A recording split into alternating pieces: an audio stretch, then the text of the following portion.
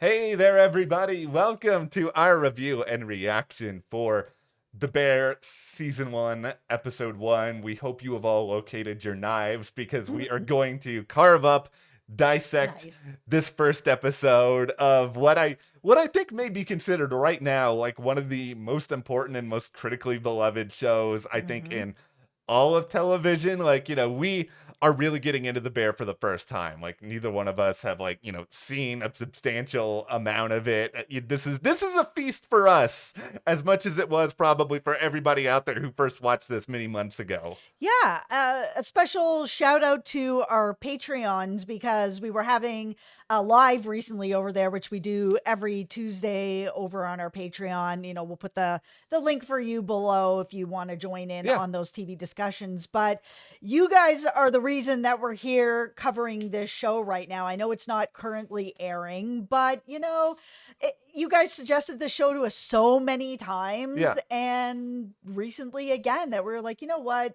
We really need to check out this show. So every Thursday and every Sunday, we're going to Yeah. have up an episode of The Bear throughout, season one, season two. And then when it comes back, we'll be doing it along with you guys as it's airing. Yeah, I think ultimately a lot of people are in this spot now where they watch TV at its own pace. And I think Yeah. what's really interesting about The Bear in particular, I mean, it's a little bit different in season two, obviously, when everybody knew about the show. hmm But when this first came out, like, you hear the name The Bear, like, you don't necessarily know what this show is, like, what it's about. The only thing I knew about it when it first came out was Jeremy Allen White, who plays Carmy.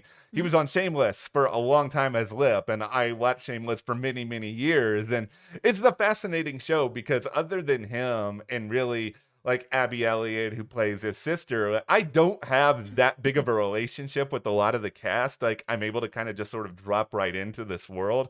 But just like, okay, so I'm watching Lip from Shameless be a chef in Chicago, which is apparently all Jeremy Allen White shows need to be set in Chicago, apparently. I was like, all right, I'm in. I'll give it a shot. I haven't seen Shameless. I don't know anybody from this cast, which is really exciting for me because it's been forever since I've jumped into a show where there hasn't been a big name star attached to it or somebody that I've seen on a bunch of other shows. So for me jumping in here, I didn't know who he was. I haven't seen Shameless. I don't know any of the cast. So it really felt like I was in with these characters where I wasn't like, oh, it's Harrison Ford.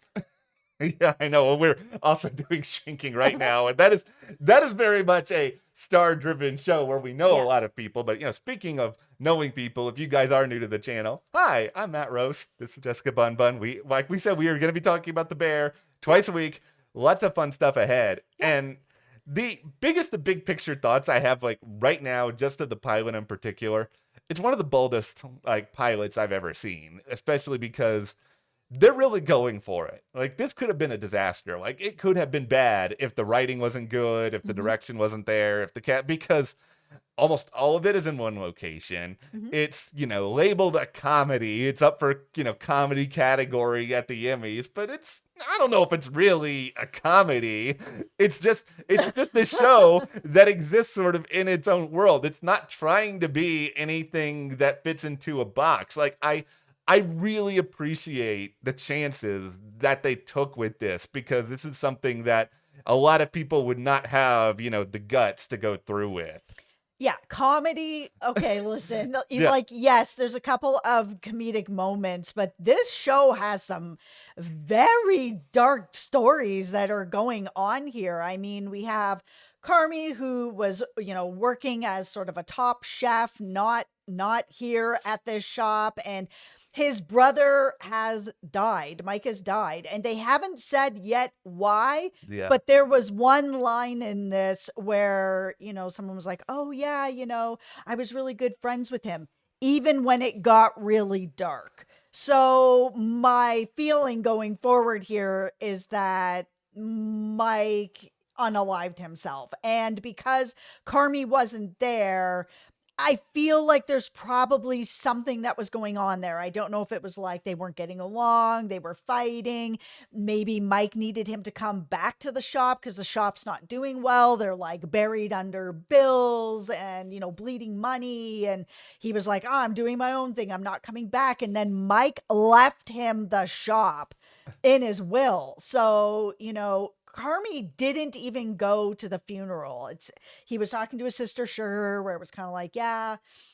She's like, oh, mom would really like to hear from you. So it seems like he hasn't spoken to his mom. He's not really talking to anybody in the family. He didn't come back for the funeral. So him working at this shop and coming back for the shop, like Sugar's even pushing him to be like, hey, I think we should sell it. And he's like, no, I'm not doing that.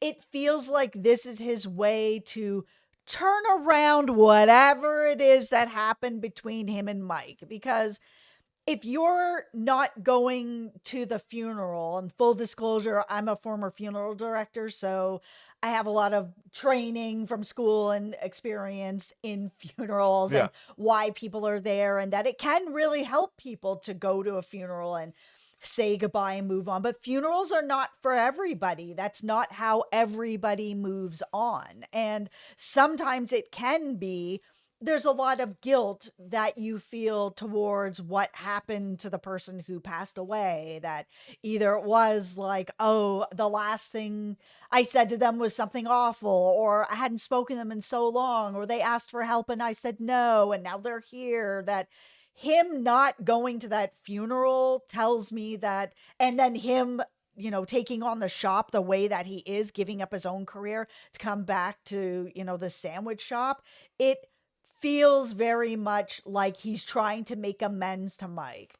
There's, in my view, like, I think a lot of that is true. I think there's something Darkness going yeah, on. like, I think something really dark happened between these two. And I think Carmy feels a responsibility to be there. Like, I think he feels like it's a way of handling his own grief, but I think it's a way to sort of try to make up for something that, you probably can't make up for. But they do a good job in this episode of setting the stage, even if it's fairly subtly at times and also obvious at others, that Carmy really should not be there. And I mean that mostly through the lens of, like, we saw the James Beard Award just briefly in this episode. Like, he could run like a 4 or 5 star restaurant. Like, he is somebody who could really just have it all, and yet he's here at this sandwich shop, which, just by the way, this whole episode just makes me want food, like, to an unbelievable I know. amount. Oh my Like, goodness. Those sandwiches and I watching know. the reactions to people eating those sandwiches. Yeah. I was like, I haven't had a sandwich in a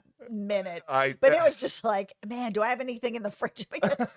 I know, and I think it's a reminder, of course, of just like how good Carmy actually is, and they do a really good job of sort of showing that and explaining Yeah. that, and not just through dialogue. Like, that's one of the things that the pilot does really well, is that Carmy never sits anybody down and is like, let me tell you about my life. I did this, I did that. You see the James Beard Award. You hear him give advice on the bread and how to make the bread better. And through that actually working, you get a reminder to everyone at the shop, oh yeah, this guy, he may not do things the way that I'm used to. We're all very reluctant to change for, good reason. We have an emotional attachment to sort of the old regime. This is some newcomer. Why is he telling us how to do our jobs? But he's showing them, you can do this better. I'm going to call you chef. I'm going to treat you with respect. You are going to be an integral cog in making all of this work. It's just because Carmy is, shall we say, a little abrasive. I think he's not the easiest person to sort of hear this stuff from at first.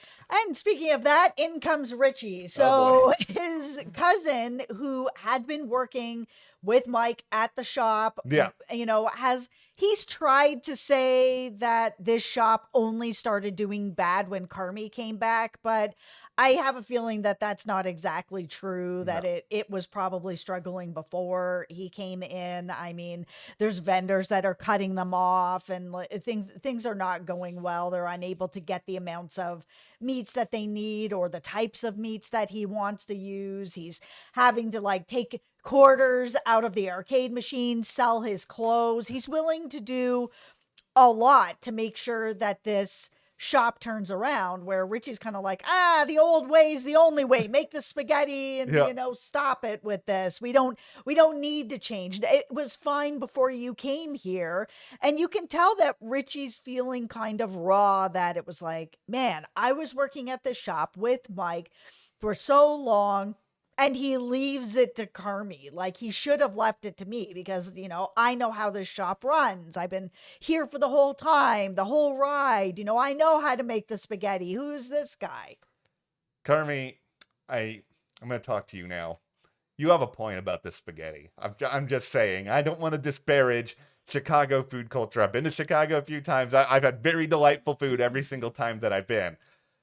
Who wants to eat spaghetti at a sandwich shop? Like, in what world does that make sense? I was so happy to see him throw that can of tomatoes in the garbage at the end, where Richie was just screaming at him, just make the spaghetti and stop. And he was just like, no. By the way, when I saw that can of just like that spaghetti sauce, I was like at a visceral reaction. I just felt sick to my stomach. And I like spaghetti, but I think it's just like, whenever I think about just like pure tomato sauce, I think about like warm ketchup for whatever reason. And that is like one of the nastiest things imaginable to me is warm ketchup. And I'm just like, no, get this out of there. You're doing it, Bear. You're doing it. Now, I think the dynamic between Richie and Carmy is really, really interesting and really well played. Like, everything in this pilot feels realistic. Like, we can have a discussion about, whether it's the tone of it, whether it's like how stressful this show can be to watch at times. For me anyway, this is not a show to watch right before bed. Like, it really like gets your heart rate going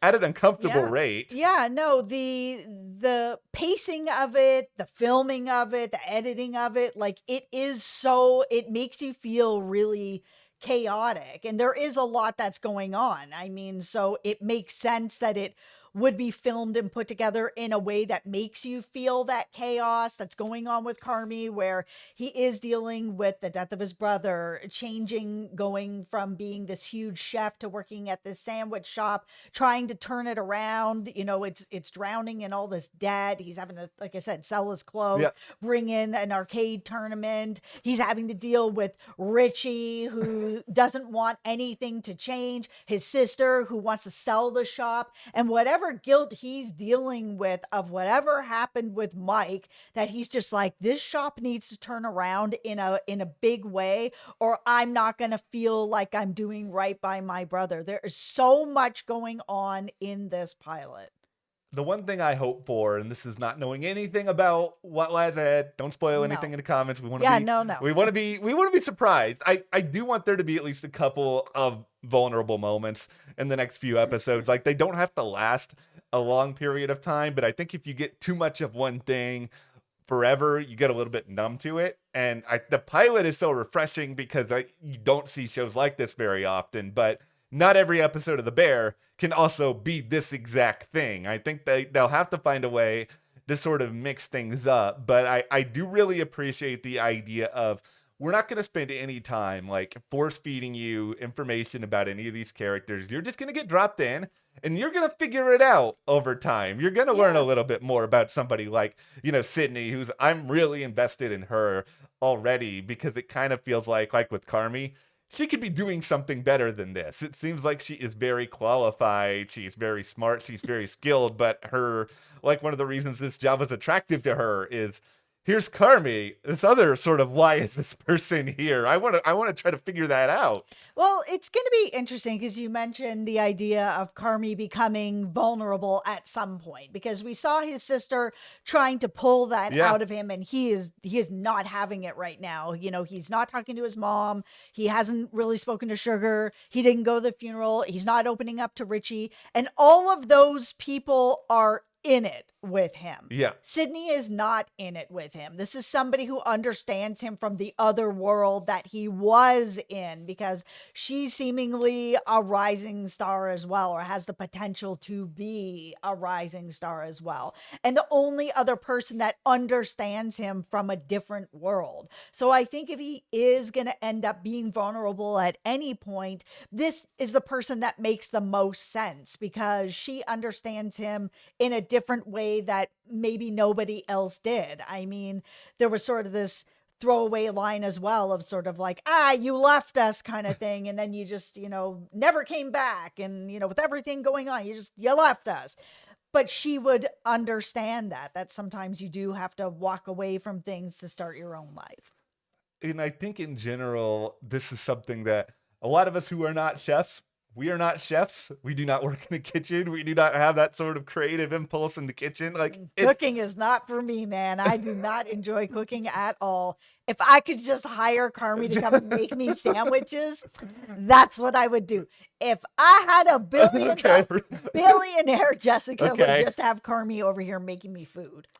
I don't know if billionaire Matt's having Carmy over. Carmy's too stressful to be in my life day to day. No, but I do think that I like cooking, but I don't like cooking in this way. I do not want to make the same thing for all of these schmoes who are coming in constantly. But I think the real interesting point here is just that the world of being a chef, like a real legitimate chef, is incredibly time consuming. You're working 12 to 16-hour days. You are like, when you're not in the kitchen or at your restaurant, you're like thinking about this constantly. You're kind of compartmentalizing a lot of your life. It is a very sort of rigorous way to go about things. And I have a feeling, I don't know if we're going to get any flashbacks to Carmy's past here, but he probably sacrificed a lot on his way to being like this award-winning chef. And he probably burned a lot of bridges in the process of doing that, because, when you are sort of the creative genius with all the baggage in your head or whatever, there's always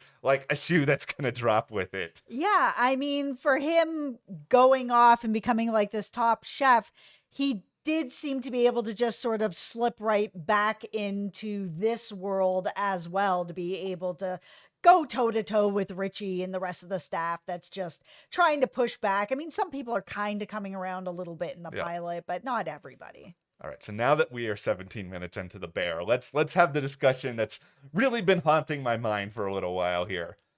Bears. And what I mean by this, the very opening of this episode, you see Carmy and you see an actual bear.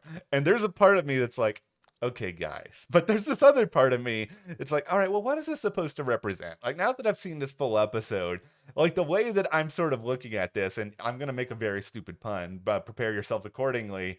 But I feel like Carmy feels if you've been here for a while, you know that the puns are always here. There's an unbearable nature to Carmy's life. And I think he is constantly like battling his own Goliath. I think he's constantly like rolling the rock up the hill, and it keeps coming back down on him time and time again. And I think that he's constantly in this like inner wrestling match with this bear, where there's always something that he's always going to try to have to conquer, but it doesn't work. Like nobody wants to wrestle a bear in real life. Like you maybe you hear about this at like a circus here or there, but it's like if I see a bear on the street, I'm running the other way. He's not doing that. It depends on what the bear is. If I see a black bear, then I'm not running, because he'll just chase me down. You just have to be like, "Hey, bear," and hopefully he will go away. Just talk to him and he'll leave, hopefully. But I was very curious about what everything that was going on with the bear at the beginning, and then Sugar actually called him Bear. So I mean, he has this name that I was kind of like, does he have like anger or something that he gets really ferocious if you push him too much? Like, what is it? Is there something in him that he'll attack? Like, I don't know yet. How did he get this name Bear? I want the bear origin story. Teddy Bear. Oh, no, yeah, you're probably not. But I want some sort of story for all this. I want stories for all the nicknames. I mean, here's a stupid joke 19 minutes in, now that we're also here. Sugar, if you combine Sugar and Bear, you get Sugar Bear, which, by the way, is the name of the mascot for the Golden Crisp cereal that I had a lot when I was a kid. Like, I think Sugar Bear is also like a vitamin that Tati got into a fight with over James Charles or something. Sugar Bear hair. Oh, I think that's right. Yeah, I mean, clearly, listen, I've been using a lot of hair products. We're almost 20 minutes in, so yeah, I like YouTube drama. There you go. Well, I love the bear. Like I think this is a very fascinating show. I think there's still room for growth. One episode in, like I still need to know more about a lot of these characters. I want to get really, really invested in them. But just from like a creativity standpoint, I'm so happy that this show exists. I'm happy that it's something that feels new and refreshing. Yeah. And really, I'm so grateful that in all the work that we do, like we're around the TV world all the time, you know, as journalists, as YouTubers, it's like how we have not been spoiled on this is like, you know, a real miracle. Like it is a real miracle. Like, yeah, we do a lot. Besides here, we also have a TV website. So, I mean, not getting spoiled on stuff, reporting on TV yeah. and talking about TV here. I truly know nothing about this show, which is, you know, feels like such a cool blessing to be able to go into it and just know nothing. And with that, we will take a pause. We are going to go have our sandwiches. We will be back to discuss episode 2 of season 1 very, very soon. Yep. But go ahead, join our Patreon. We do have lives there every Tuesday. Mhm. Thank you, of course, to all of our patrons for your support, and we'll see you here next time.